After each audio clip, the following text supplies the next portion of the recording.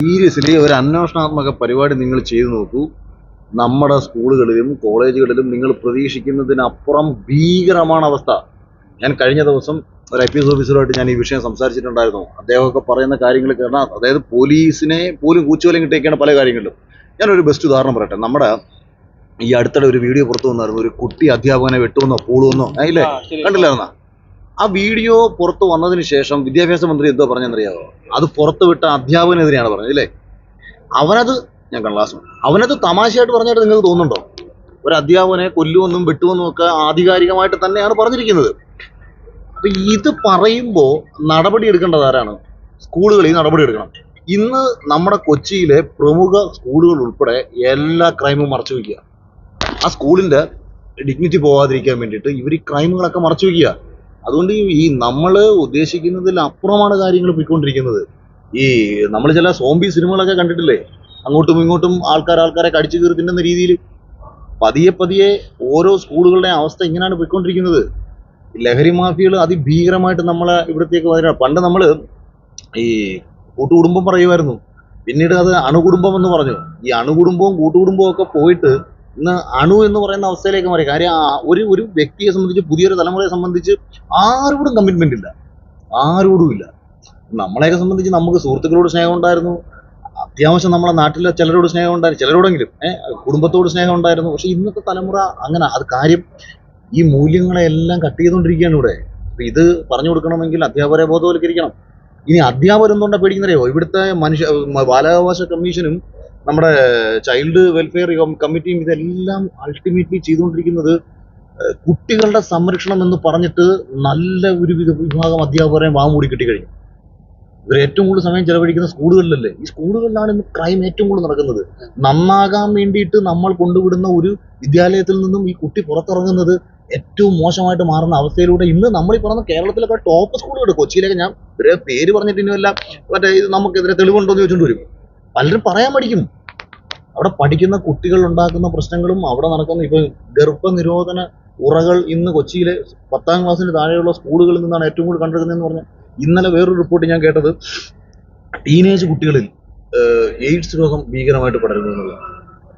ഇനിയും ഗവൺമെന്റും സർക്കാരും കാര്യമായിട്ട് ഇടപെടണ്ടേ? അപ്പൊ ഞാൻ ഇന്നലെ ഒരു IPS സംസാരിച്ചെന്ന് പറഞ്ഞില്ല, അദ്ദേഹം എൻ്റെ അടുത്ത് പറഞ്ഞൊരു കാര്യം, NCBയുടെ കയ്യിലാണ് മയക്കുമരുന്നുമായി ബന്ധപ്പെട്ടിട്ടുള്ള കൺട്രോളും കാര്യങ്ങളും. അതിന് കേന്ദ്രം അപ്പൊ സീരിയസ് ആയിട്ട് ഇടപെടണം. പണ്ട് പാകിസ്ഥാനിൽ നിന്ന് വന്നുകൊണ്ടിരിക്കുന്ന ലഹരികളൊക്കെ നമ്മുടെ കൊച്ചി തീരത്ത് വന്നു എന്നൊരു വാർത്ത വന്നപ്പോൾ നമ്മൾ വിചാരിച്ചു ഓക്കെ സമുദ്ര അതിർത്തിയിലല്ലേ കാര്യമാക്കണ്ട.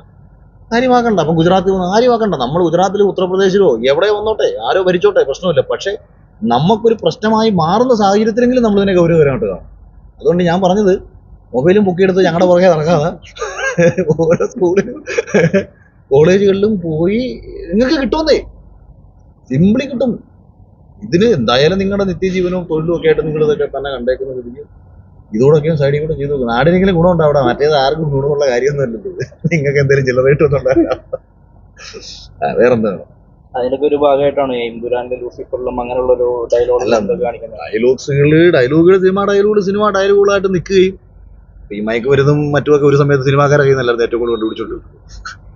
അല്ലാത്ത വളരെ ക്വാളിറ്റിയോടെ ജീവിക്കുന്ന ഒരു സിനിമാക്കാരെ നമ്മൾ സാംസ്കാരിക നായകന്മാരെന്ന് വിളിച്ചു.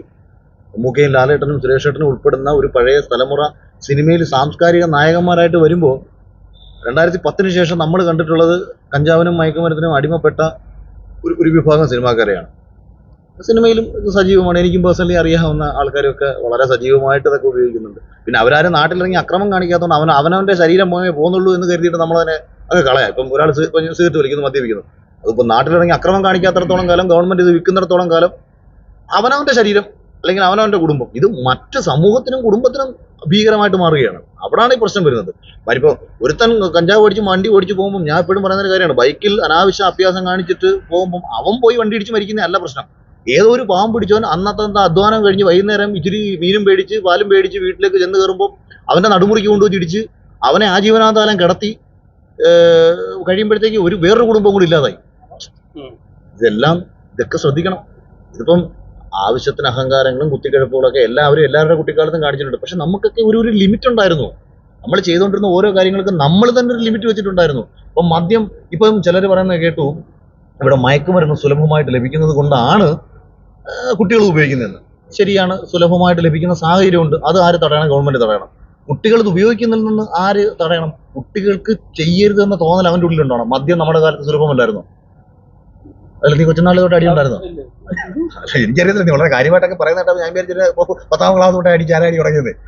ചാരായവും വാറ്റുചാരായവും മദ്യവും നമുക്ക് സുലഭമായിരുന്നു. സിഗരറ്റും ബീഡിയും നമുക്ക് സുലഭമായിരുന്നില്ലേ? നമുക്ക് എന്തെങ്കിലും തടസ്സം ഉണ്ടായിരുന്നോ? പക്ഷെ നമ്മളൊരു തീരുമാനം എടുത്തിരുന്നു, ഇത് ചെയ്യാൻ പാടില്ല, ഇത് ചെയ്യാൻ പാടില്ലാത്തതാണ്, ഇത് തെറ്റാണ്, ഇത് അധ്യാപനം അറിഞ്ഞ കുഴപ്പമാണ്. നമ്മൾക്ക് പ്രായത്തിന് മൂത്തൊരു ചേട്ടൻ കണ്ടാൽ അവൻ ചിലപ്പോൾ നമ്മളെ വഴക്കും, അവൻ നമ്മൾക്ക് ഒരു ബന്ധവും കാണത്തില്ല. ഇനി നമ്മൾ ഏതോ ഒരു അന്യനാട്ടിൽ ചെന്നിട്ട് അവിടെ പോയി നിന്ന് സിഗരറ്റ് വലിച്ചാലും ഒരു പയ്യനാണെന്ന് കണ്ടാൽ അവരുടെ അടി വരും. അതുപോലെ ചെയ്യാൻ പാടില്ലാത്ത കാര്യങ്ങൾ പൊതുമധ്യത്തിൽ നിന്ന് ചെയ്യാൻ തുടങ്ങിയപ്പോഴത്തേക്ക് ചുമ്മന സമരം തൊട്ട് കിസോബല തൊട്ടുള്ള തൊലിഞ്ഞ പരിപാടിയിലും കാണിച്ചുകൊണ്ട് ഇവിടെ ഇടത് സാംസ്കാരിക ബുദ്ധിജീവികൾ എന്ന് പറഞ്ഞ ചില തെണ്ടികൾ ഇറങ്ങി ഈ നാടിനെ നശിപ്പിക്കാൻ തുടങ്ങിയാണ്. അപ്പൊ അത് ചോദ്യം ചെയ്ത് കഴിഞ്ഞാൽ ചോദ്യം ചെയ്യുന്നവൻ ബജറംഗി തള്ളോ, അവൻ RSS അവന് എന്തൊരു തേങ്ങാക്കൊലി ആയിക്കോട്ടെ, അവനെ രാഷ്ട്രീയത്തിന്റെ പേരിൽ അറ്റാക്ക് ചെയ്യുമ്പോൾ വരുന്ന കുഴപ്പം അവന്റെ ഈ ആക്ടിവിറ്റിയെ ഫാസിസം എന്നും പറഞ്ഞുകൊണ്ട് ഇപ്പുറത്തുള്ള ഈ നാരികളെല്ലാം കൂടെ ചേർന്ന് സൃഷ്ടിച്ച ഒരു നവ ബോധമുണ്ടല്ലോ, അതാണ് നമ്മുടെ നാട്ടിൽ ഇത്രയും കുഴപ്പമുണ്ടാക്കിയത്. ആർക്കും ആരെയും ചോദ്യം ചെയ്യാൻ പറ്റാത്ത അവസ്ഥയായിട്ട് മാറി. അധ്യാപനം ചോദിച്ചാൽ കുഴപ്പം, അധ്യാപനം വരെ കേസിന് പോകും. എനിക്കറിയാവുന്ന ഒരു സിനിമയിലെ അസോസിയേറ്റ് ഡയറക്ടർ, പുള്ളി ഒരു ട്യൂട്ടറെ പഠിപ്പിക്കാൻ പോയി, ഫ്ലാറ്റിൽ ഈ സ്പെഷ്യൽ ട്യൂഷന് പോയി ജീവിക്കാനുള്ള മാർഗമായിട്ട് ബന്ധപ്പെട്ട്. അപ്പൊ ഈ കൊച്ചു ഭയങ്കര തരികിടക്കാം. അപ്പൊ എന്താ അച്ഛനും അമ്മയും പറഞ്ഞു, ഒരു കാര്യം ചെയ്യും, നീ 2 അടി അവന് കൊടുത്തേക്കെന്ന് പറഞ്ഞു. ഞങ്ങളാരും പറഞ്ഞാൽ കേൾക്കത്തൊന്നുമില്ല, നീ 2 അടി കൊടുത്തേക്കാൻ പറഞ്ഞു. അങ്ങനെ ഇയാൾ 2 അടി കൊടുത്തു. വീട്ടുകാരോട് പറഞ്ഞിട്ടാണ് 2 അടി കൊടുത്തത്. ഇവ സ്കൂളിൽ ചെന്നിട്ട് ഇത് ഇവന്റെ കാലയിലെങ്ങാണ്ടി വെളുത്ത പയ്യന, അപ്പം പാടുണ്ടായിരുന്നു, ഇത് കാണിച്ചു. പിന്നെ സ്കൂളിൽ മറ്റേ ചൈൽഡ് ടീമുകൾ ഇടപെട്ടു. ഈ പാവം പിടിച്ചോ പോക്സോ കേസിൽ 3 മാസം ജയിലിലായിരുന്നു. രക്ഷകർത്താക്കൾക്ക് പോലും അവസാനം പിന്നെ 3 മാസം വരുമാനം എന്തെങ്കിലും ഇന്നക്ക് തരാം എന്ന് പറയുന്നതിന് അപ്പുറത്തേക്ക് അവർ നിസ്സഹായരായി പോയി. പിന്നെ അവൻ ജീവിതത്തിൽ ആരെങ്കിലും അടിക്കൂ? ഇവൻ ആരെങ്കിലും കൊന്നാൽ അടിക്കൂ? മയക്കുമരുന്ന് ചെയ്താൽ അടിക്കും? അടിക്കത്തില്ല. ഇന്ന് കൊച്ചിയിൽ നടന്നൊരു സംഭവം ഞാൻ ഇന്ന് രഹസ്യമായിട്ട് അറിഞ്ഞൊരു കാര്യമാണ്. ഒരു 2 ലക്ഷം രൂപ കൊടുത്ത് ഒത്തുതീർപ്പാക്കിയ ഒരു കേസ് ഒരു പോലീസ് സ്റ്റേഷനിൽ. മയക്കുമരുന്ന് പിടിച്ചപ്പോൾ രക്ഷകർത്താക്കൾ ഇടപെട്ട് പോലീസ് ഉദ്യോഗസ്ഥന് 2 ലക്ഷം രൂപ കൊടുത്ത് സെറ്റിൽമെന്റ് ചെയ്തൊരു കേസ് ഇന്നലെ നടന്ന സംഭവം ഞാനിപ്പോൾ ഇന്ന് അറിയുകയാണ്. ഇതിന്റെ തെളിവ് എന്തെങ്കിലും ഉണ്ടോന്ന് വെച്ചാൽ തെളിവില്ല. അത് വിളിച്ചു പറഞ്ഞൊരു വക്കീല. നമുക്ക് എന്ത് ചെയ്യാൻ പറ്റും? കുറച്ച് പോലീസുകാർ ഇതിന് കൂട്ടു നിൽക്കുകയാണ്. ഈ നാടിനെ സംരക്ഷിക്കേണ്ട സ്ഥാനത്ത് രഹസ്യമായിട്ട് കാശുള്ള രക്ഷകർത്താക്കളിൽ നിന്ന് കാശും മേടിച്ച് ഇത് പിടിക്കുമ്പോൾ ഇങ്ങനെ സെറ്റിൽമെന്റ് ചെയ്യാൻ നടന്നാൽ നമുക്ക് എന്ത് ചെയ്യാൻ പറ്റും? വളരെ നീതിബോധമുള്ള എക്സൈസ് ഉദ്യോഗസ്ഥന്മാരുണ്ട്, അവരെ കൂച്ചുവിലും കിട്ടു വെച്ചേക്കുക കുറെ ആൾക്കാരെ. അപ്പൊ ഇപ്പൊ ഞാൻ പറഞ്ഞ ഇന്നലെ എന്നോട് സംസാരിച്ച IPS ഓഫീസർ പോലും അദ്ദേഹത്തിനെ ചാർജിൽ നിന്ന് മാറ്റി നിർത്തിയേക്കുന്നതിന്റെ കാരണവും ഇത്തരത്തിലുള്ള ഒരുപാട് ആക്ടിവിറ്റീസുകൾ ചെയ്തതിന്റെ ഫലമായിട്ട് ഇങ്ങനെ കർത്തവ്യബോധമുള്ള നീതിബോധമുള്ള സമൂഹത്തിന് എന്തെങ്കിലും ചെയ്യണമെന്ന് ആഗ്രഹിക്കുന്ന ഉദ്യോഗസ്ഥന്മാരെ ഇവരില്ലാതാക്കും. അതാ ഞാൻ പറയാം, ഏറ്റവും വിദ്യാഭ്യാസം എന്നത് തൊട്ട് തീണ്ടിയിട്ടില്ലാത്ത, യാതൊരു അറിവും ബോധവും ഇല്ലാത്ത, വിവരക്കേട് മാത്രം പറയുന്ന ഒരാൾ നമ്മുടെ വിദ്യാഭ്യാസ മന്ത്രി. എന്ത് ചെയ്യാൻ പറ്റും? ചുക്ക ഏതാ ചുണ്ണാമ്പ് ഏതാ പുള്ളിക്കും അറിയത്തില്ല, എന്ത് ശരി എന്ത് തെറ്റെന്ന് പുള്ളിക്കും അറിയത്തില്ല. അത് പറഞ്ഞിട്ട് നടക്കുക. ഞാൻ പരിഹസിച്ചല്ലേ, നമുക്കിപ്പോ ദേഷ്യം വരുന്നതന്നേ. ഈ പറഞ്ഞ പോലെ തന്നെ ഈ അഫ്വാൻ എന്ന് പറഞ്ഞൊരു കുട്ടീനെ മറ്റേ ഈ അടുത്ത് അവൻ ഇപ്പൊ ഈ പരീക്ഷ സമ്മതിച്ചല്ലോ, സർക്കാരായാലും. അയ്യോ അതെ ഞാൻ സത്യത്തിൽ പ്രതികരിക്കണമെന്ന് വെച്ച വിഷയം ഒന്ന് ആലോചിച്ചോക്കെ. ഇത് എന്ത് സന്ദേശം കൊടുക്കുന്നത് നിങ്ങളൊന്ന് ചിന്തിച്ചു നോക്കുന്നത്. ഇത് ഒരു പയ്യനെ അടിച്ചു കൊന്നവന്മാർക്ക് പരീക്ഷ എഴുതാൻ കഴിയുമ്പോൾ, പണ്ട് തുണ്ട് വെച്ച് കഴിഞ്ഞാൽ നമ്മൾ സ്കൂളിൽ പഠിക്കുന്ന കാലത്ത് ഈ കോപ്പി അടിച്ചു കഴിഞ്ഞു കഴിഞ്ഞാൽ ഡിവാർ ചെയ്യും, പരീക്ഷ എഴുതാൻ പറ്റത്തില്ല. എന്തോ മാരക തെറ്റാണല്ലോ. ഒരുത്തന്നെ ഇടിച്ചിട്ട് എഴുതിക്കൊണ്ട് കോപ്പി അടിച്ചു കഴിഞ്ഞാൽ കോപ്പി അടിക്കുന്നതിന് ഡിവാർ ചെയ്യുമ്പോൾ കൊന്നാ കുഴപ്പമില്ലെന്ന്. ഇത് എന്ത് സിസ്റ്റമാണത് ഇത്? അപ്പൊ നാളെ ഞാൻ ചോദിക്കട്ടെ, നാളെ ഒരുത്തൻ കൊന്നാൻ വിചാരിക്കും, എടാ ഞങ്ങൾക്കൊന്ന് ഇതല്ലേ ചിന്ത വരുന്നത്? ഒരു പർട്ടിക്കുലർ കേസിൽ ഇപ്പൊ നമ്മൾക്കറിയാവുന്ന ഇൻഫ്ലുവൻസേഴ്സ് ഉൾപ്പെടെ കുറെ പേരൊക്കെ മയക്കുമരുന്ന് കേസിൽ സിനിമാക്കാരൊക്കെ അറസ്റ്റിലായിട്ടുണ്ട്. അപ്പൊ ഈ അറസ്റ്റിലാവുന്നവരൊക്കെ നാളെ വളരെ കൂളായിട്ട് പുറത്തിറങ്ങി നടക്കുകയാണ്. അവർക്ക് വീണ്ടും റീച്ച് കിട്ടുകയാണ്, അവർ വീണ്ടും സ്റ്റാറുകളാവുകയാണ്. ഈ കാലത്ത് ഇത് കാണുന്ന ഒരു പയ്യൻ എന്താ വിചാരിക്കുന്നത്? ഇനി എന്താ പ്രശ്നം? ഇതൊക്കെ അതല്ലേ ഈ പയ്യനെ കൊന്ന ഒരു പയ്യൻ പറയുന്നുണ്ടല്ലോ, ആൾക്കൂട്ടത്തിൽ വെച്ച് അടിച്ചു കൊന്ന പ്രശ്നമില്ല. അവൻ പറയാണ് കൂട്ടത്തിൽ അടിച്ചു കൊല്ലാടാ, ഒരു കുഴപ്പമൊന്നുമില്ല. അതായത് ഒരുത്തനെ കൊല്ല ആന്ന് കുഴപ്പമില്ല. എന്തോ പൂച്ചയും പട്ടിയും പോലും കൊന്നു കഴിഞ്ഞാൽ മേനകാന്തി ഇടപെടും. മനുഷ്യനെ കൊല്ലുന്നതിന് അവിടെ കുഴപ്പമില്ലാത്തത്. അത്രയും മൈൻഡ് സെറ്റിലേക്ക് അവിടെ വന്നു. അത് നമ്മൾ സ്കൂളിൽ പഠിക്കുന്ന സമയത്ത് വടിയെടുത്ത് അടിക്കുമ്പോഴും കമ്പി എടുത്ത് അടിക്കുമ്പോഴും ആലോചിക്കും, എടാ കമ്പിയൊന്നും എടുക്കല്ലേ, ചുമ്മാ വല്ലതും പറ്റുവേ, കൈകൊണ്ടൊക്കെ അടിക്കും അങ്ങോട്ടും ഇങ്ങോട്ടും. അവിടെ പോലും ഒന്ന് ഉള്ളിന്റെ ഉള്ളിൽ പേടിയുണ്ട്. അഥവാ ഇടിച്ചിടിക്ക് ആഘാതം കൂടിപ്പോയി കൂട്ടുകാരൻ എന്തെങ്കിലും പറ്റിക്കഴിഞ്ഞാൽ അവന്റെ ഒപ്പം പോയിരുന്നിട്ട് എന്തെങ്കിലും പറ്റിയോടെന്ന് വെച്ച് നമ്മൾ കരയും. ഞാനൊക്കെ പണ്ട് അടിയുണ്ടാക്കിയ സമയത്ത് നമ്മളെ ഇടി അറിയാതെ കണ്ടൊരു കൂട്ടുകാരനെ കണ്ണി കൊണ്ടപ്പോൾ ഞാനും അവനോട് കെട്ടിപ്പിടിച്ച് കരച്ചിലായിരുന്നു. നമ്മൾ ദേഷ്യം കൂടി ക്രിക്കറ്റ് കളിക്കിടയ്ക്ക് അടിയുണ്ടായതാ. പക്ഷെ ഇടി ഞാൻ അവന്റെ കണ്ണിൽ എന്തോ കൊണ്ടപ്പോഴത്തേക്ക് എനിക്കും ടെൻഷനായിട്ട് ഞാൻ അവനെ കെട്ടിപ്പിടിച്ച് കരഞ്ഞ സന്ദർഭം. നമുക്ക് അങ്ങനെ ഒരു അങ്ങനത്തെ മാനസികാവസ്ഥ നമുക്കുണ്ടായിരുന്നു. ഇന്ന് ഒരുത്തനെ അവന്റെ കണ്ണ് പോയടാന്നൊക്കെ കൂളായിട്ടല്ലേ പറയുന്നത്. അങ്ങനെ ഒരുത്തനെ പരീക്ഷ എഴുതിക്കുകയാണ് ഗവൺമെന്റ്. അപ്പൊ ഇവനെ കൂടെ പഠിക്കുന്ന കുട്ടിക്ക് അല്ലെങ്കിൽ മറ്റൊരു സ്ഥലത്ത് നടക്കുന്ന കുട്ടിക്ക് അവൻ എന്ത് സന്ദേശമാണ് അവന് കിട്ടുന്നത്? സൗദിയിൽ 3 പേര് മയക്കുമരുന്ന് വെച്ചപ്പോഴത്തേക്ക് തലവെട്ടി. അപ്പൊ അവിടെ മയക്കുമരുന്ന് നിൽക്കുന്നവർ തന്റെ ഉള്ളിൽ വരുന്ന ചിന്ത എന്താ? അവൻ ആലോചിക്കത്തില്ലേ, അടി ഇത് പ്രശ്നം തലവെട്ടും, അല്ലെ ദുബായ് പിടിച്ചാൽ തലവെട്ടും. എല്ലായിടത്തും നടക്കുന്നുണ്ട്. പക്ഷെ ഭയം ഉണ്ടാവുന്നു, ഈ തെറ്റിനെ മറയ്ക്കാൻ വേണ്ടി ഭയം ഉണ്ടാവുന്നു. ഇത് ജയിലിൽ ചെന്ന് കഴിഞ്ഞാൽ വിശാലമായ രീതിയിൽ ഇതും കൊടുത്ത് പുറത്തിറങ്ങുമ്പോഴത്തേക്ക് ഇവന്മാർ ഹീറോകൾ.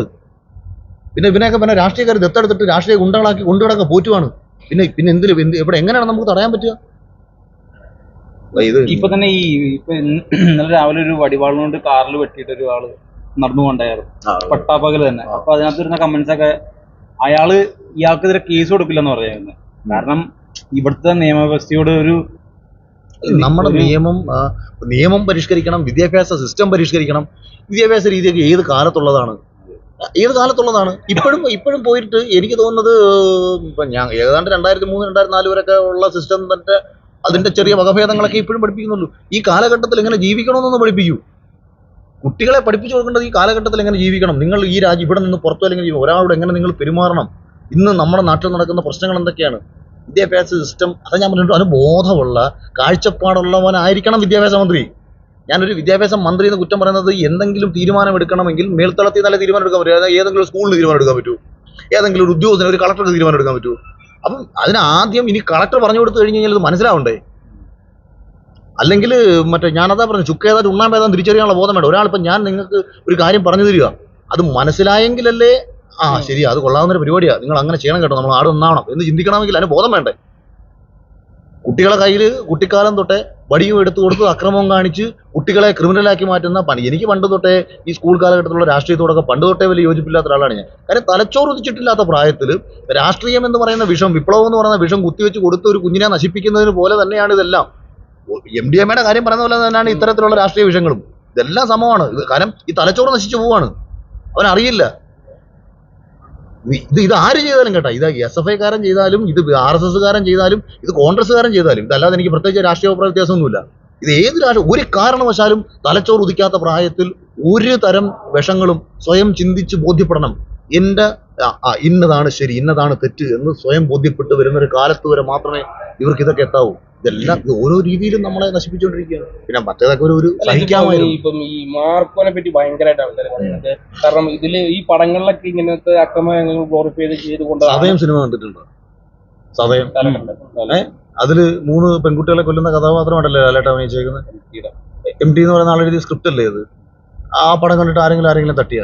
ഈ മാർക്കോയ്ക്ക് മുമ്പും ശേഷവും എന്ന് പറയുന്ന സംഭവമുണ്ട്. മാർക്കോയ്ക്ക് മുമ്പ് ഇവിടെ ക്രിമിനൽ ആക്ടിവിറ്റീസ് ഒന്നും ഉണ്ടായിട്ടില്ലായിരുന്ന? അല്ലെങ്കിൽ തന്നെ ഇത് വളരെ, അതായത് ഈ വിഷയത്തെ ഞാൻ പറഞ്ഞില്ലേ, ഈ ഇടത് കപട ബുദ്ധിജീവികൾ എല്ലാവരും കൂടി ചേർന്നിട്ട് ഒരു വരും തലമുറയുടെ മാനസികാവസ്ഥയെ നശിപ്പിച്ചു വെച്ചതിന് ശേഷം സിനിമയുടെ തലയിലോട്ട് കൊണ്ടുവച്ച് കെട്ടുകയാണ്. സിനിമയ്ക്ക് സ്വാധീനിക്കുന്നുണ്ട്, സിനിമയൊക്കെ ചെറിയ രീതിയിൽ സ്വാധീനം. KGF എന്ന് പറയുന്ന സിനിമ ഇറങ്ങിയപ്പോൾ അതിൽ ഒരു കുട്ടിയെ സിനിമ കാണുന്നു. അവൻ നോക്കുമ്പോൾ അതിലൊരു കൊച്ചു പയ്യൻ, അവന് രക്ഷപ്പെടാൻ വേണ്ടിയിട്ട് ഒരു പോലീസ് ഓഫീസറെ തലയടിച്ച് പൊട്ടിക്കുന്നു, അവൻ വളരുന്നു, വലിയ ഗുണ്ടാ നേതാവായി മാറുന്നു, അധോലോക നേതാവായി മാറുന്നു എന്നൊക്കെ ചിന്തിച്ചാൽ എനിക്കും ഇങ്ങനെയൊക്കെ ചെയ്താലോ എന്നുള്ള ചിന്തയൊക്കെ വരാം. അത്തരം കൊച്ചു കൊച്ചു ചിന്തകളെ അവന് തന്നെ സമൂഹമായിട്ട് ബന്ധപ്പെടുമ്പോൾ അവനത് കട്ട് ഓഫ് ആയി പോകും. നമ്മളുടെ കാലഘട്ടത്തിൽ നമ്മളിത് കാണുകയും, അതായത് സിനിമയ്ക്കകത്ത് കാണിക്കുന്ന ക്രിമിനൽ ആക്ടിവിറ്റി എന്താണെന്നും ഇത് പുറത്ത് കാണിച്ചാൽ എന്താണെന്നും നമുക്ക് ബോധ്യമുണ്ട്.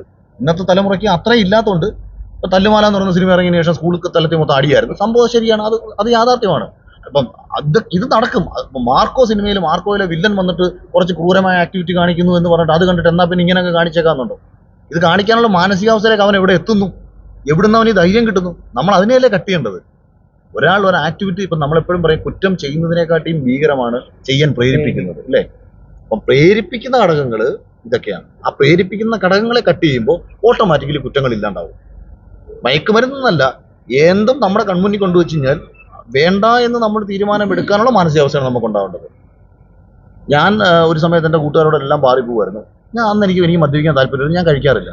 ഇപ്പോഴും എൻ്റെ ഫ്ലാറ്റിൽ മദ്യപിരിപ്പുണ്ട്, ഞാൻ ഒരിക്കലും ഉപയോഗിക്കാറില്ല. എൻ്റെ ഏറ്റവും ഒക്കേഷണൽ എൻ്റെ പാർട്ടികളിൽ ഞാൻ കഴിക്കും. അതായത് ഇത് കഴിക്കണം എന്ന് തോന്നുമ്പോൾ ഞാൻ കഴിക്കും, വേണ്ട എന്നൊന്നും ഞാൻ വേണ്ട. ആ മാനസികാവസ്ഥ എല്ലാവർക്കും വന്നു കഴിഞ്ഞാൽ നല്ലതാണ്. അല്ലെങ്കിൽ വരുന്ന പ്രശ്നം ഒന്നിനെയും നമുക്ക് നിയന്ത്രിക്കാൻ പറ്റാത്ത അവസ്ഥയാണ്. അതാണ് ഏറ്റവും വലിയ അപകടം.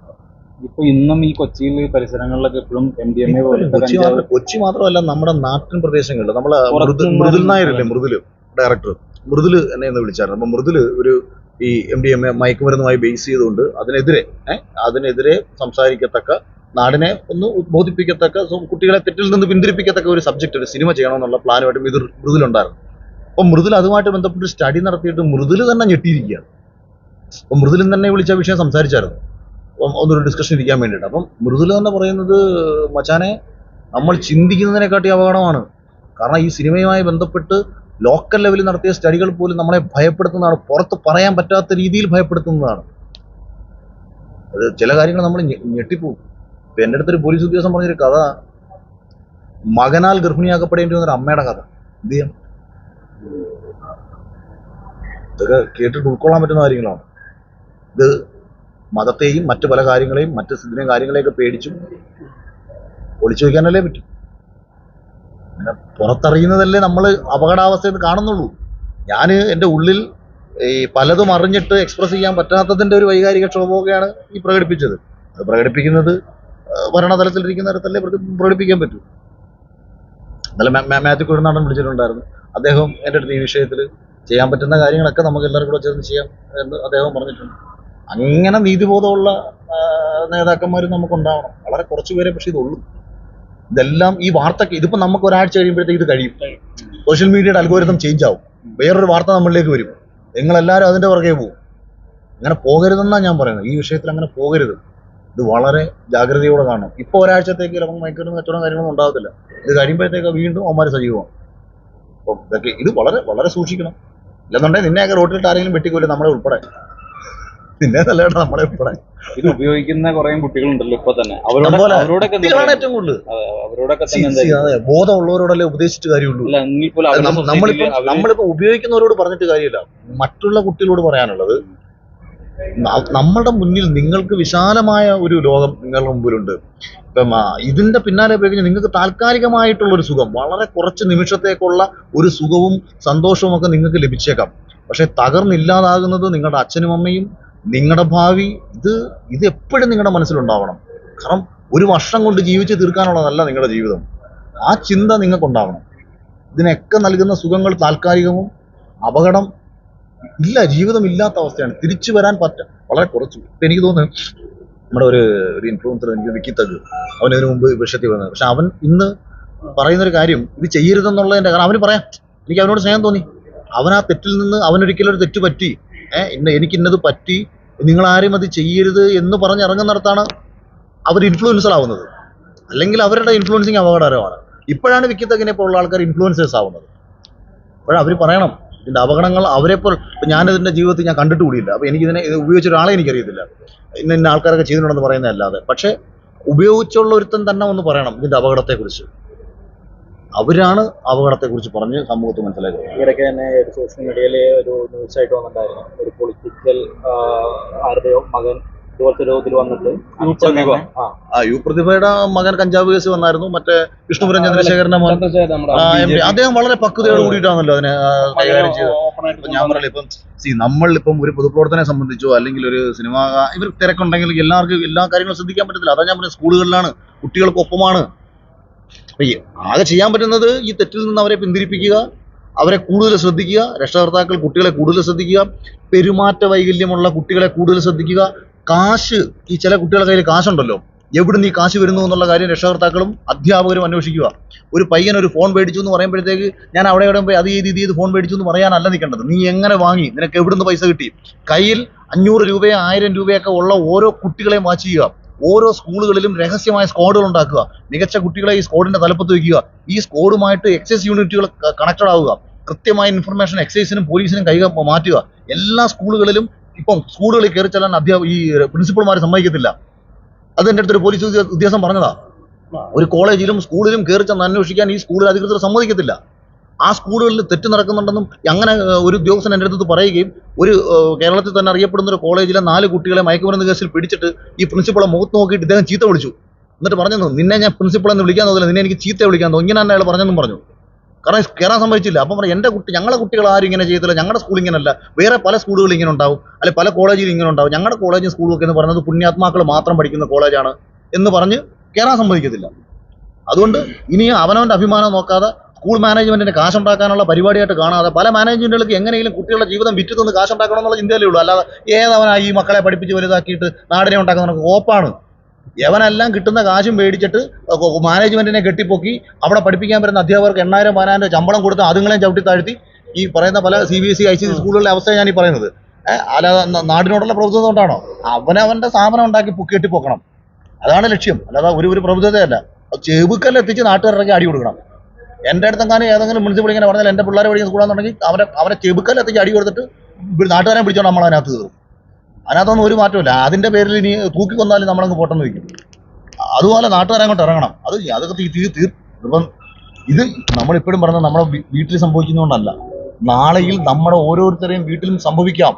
ഓരോ അപകടങ്ങളും നമ്മുടെ കൺമുന്നിൽ നടക്കുമ്പോൾ നീ ഇപ്പം നടന്നു പോകുമ്പം ഒരു ഓട ഇളവി കിടക്കുന്നു, നീ PWD ഉദ്യോഗസ്ഥനെയും ചീത്ത വിളിക്കും. അല്ലെങ്കിൽ ഏവനൊക്കെ ഈ ഓടയൊന്ന് റെഡിയാക്കി വിടുന്ന ചോദിക്കും. നീ വീട്ടിൽ ചെല്ലുമ്പോൾ പറയുക നിന്റെ അനിയനോ ചേട്ടനോ അച്ഛനോ ആ ഓട വീണ് കാലൊടിഞ്ഞെന്നോ മരിച്ചെന്നോ പറയുമ്പോഴേ ആയിരിക്കുന്നത്, ഈശ്വര അത് എൻ്റെ കൺമുന്നിൽ കണ്ടൊരു തെറ്റാണല്ലോ, അത് ഞാനൊന്ന് ആ സ്ലാബ് നീക്കിയിട്ടിരുന്നെങ്കിൽ എൻ്റെ ആൾക്കാർക്ക് പറ്റില്ലായിരുന്നു നമ്മൾ ചിന്തിക്കും. അപ്പം നമ്മൾ ചില തെറ്റുകൾ നമ്മൾ പ്രതികരിക്കണം. നമുക്ക് എല്ലായ്പ്പോഴും MLA യും MP മാരും മെമ്പർമാരും വന്ന് പ്രതികരിക്കലോ നടക്കത്തില്ല. ചിലത് നമ്മൾ കണ്ടാൽ നമ്മൾ പ്രതികരിക്കണം. ഇന്നലെ ഒരു ഇൻസിഡന്റ് നടന്നു. അപ്പം ഞാനൊരു സ്ഥാപനത്തിൽ കയറി, അവിടെ ചെറിയ തെറ്റ് കണ്ടു, ഞാൻ പ്രതികരിച്ചു, ഞാൻ ചൂടായി ഇറങ്ങിപ്പോയി. അപ്പം ഇന്ന് രാത്രിയിൽ ആ സ്ഥാപനത്തിലിരുന്ന ഒരു ലേഡി എനിക്കൊരു മെസ്സേജ് അയച്ചു, ഞാനും അവിടെ ഇരിപ്പുണ്ടായിരുന്നു, അഖിൽ പറഞ്ഞത് കറക്റ്റാണ്, ഞങ്ങൾക്കും പ്രതികരിക്കണമെന്നുണ്ടായിരുന്നു. അപ്പം ഞാൻ തിരിച്ചു കൊടുത്ത റിപ്ലൈ, പ്രതികരിക്കണമെന്നുണ്ടായിരുന്നു എന്നുള്ളിടത്താണ് പ്രശ്നം. ഉണ്ടായിരുന്നു എന്നുള്ളതല്ല, പ്രതികരിക്കേണ്ട സ്ഥലത്ത് പ്രതികരിക്കണം. നിശബ്ദത പാലിച്ചുകൊണ്ടിരുന്നു കഴിഞ്ഞാൽ അവസാനം വായി വരട്ടുകൊണ്ടിരിക്കേണ്ടി വരും. ഇന്നത്തെ ഈ വിദ്യാഭ്യാസത്തിന്റെ സിലബസ് എന്തൊക്കെ തരത്തിൽ മാറ്റങ്ങൾ കൊണ്ടുവരുന്നു? ഞാനൊരു വിദ്യാഭ്യാസ മന്ത്രിയാകും അതിനെക്കുറിച്ച് അല്ല, എന്നാലും ഒരു ഇതുണ്ടാവും. അതിപ്പോ നമ്മൾ ഇപ്പം പെട്ടെന്ന് ഞാൻ പറയാം, ഞാൻ വൈകാരികമായ വിക്ഷോഭത്തിലാണ്. പിന്നെ ആവശ്യത്തിനും അനാവശ്യത്തിനും ഞാൻ പറഞ്ഞു.